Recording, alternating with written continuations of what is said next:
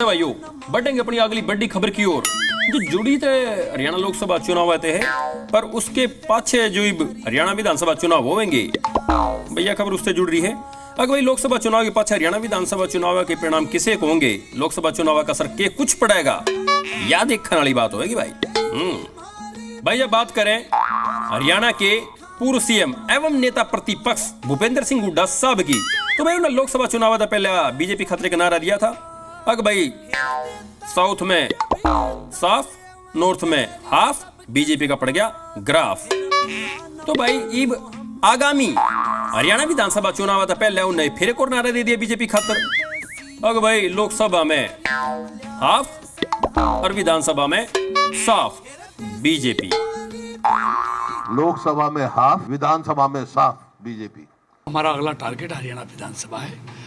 तीसरी बार हरियाणा में कमल खिलाना है। लोकसभा चुनाव में भाजपा हुई हाफ, विधानसभा चुनाव में लोग करेंगे भाजपा को साफ। हुड्डा साहब अपने बेटे को बनाने के चक्कर में पूरी कांग्रेस करवा। हाँ तो भाइयों जब बात करें हरियाणा के मुख्यमंत्री नायब सिंह सैनी साहब की, तो भाई उनने कांग्रेस वाले पे कटाक्ष करते हुए एक बात कही है। अगर भाई झूठ बोलना कांग्रेस के डीएनए में है, झूठ बोल करके लोगों को बरगड़ा करके वोट लेने का काम करते हैं, ये कांग्रेस के डीएनए के अंदर है। भाजपा से ज्यादा झूठा तो कोई है ही नहीं। के मंत्रियों ने खुला कहा है, प्रेस में कहा है।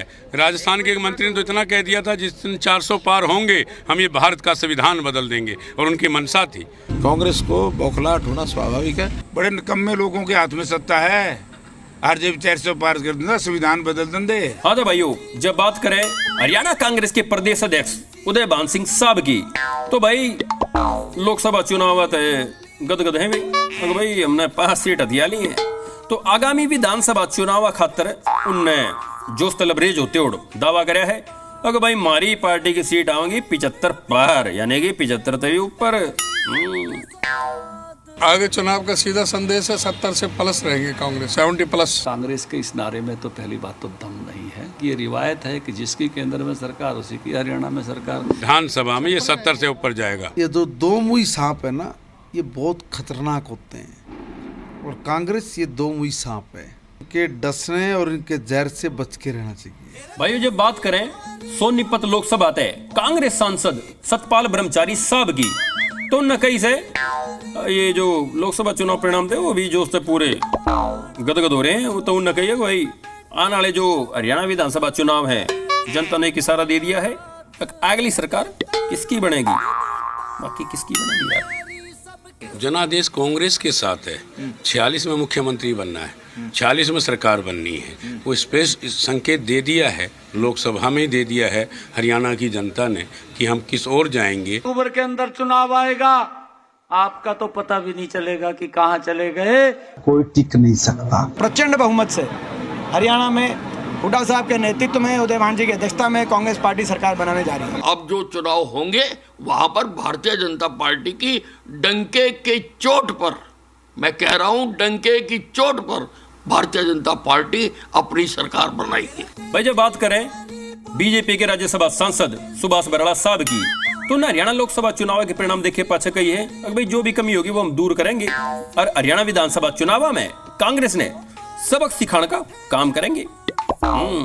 तो वहीं दूसरी ओर बीजेपी के राष्ट्रीय सचिव ओपी धनखड़ साहब ने कही है अगर भाई 2019 की डाल हम और कॉन्फिडेंस बनी है।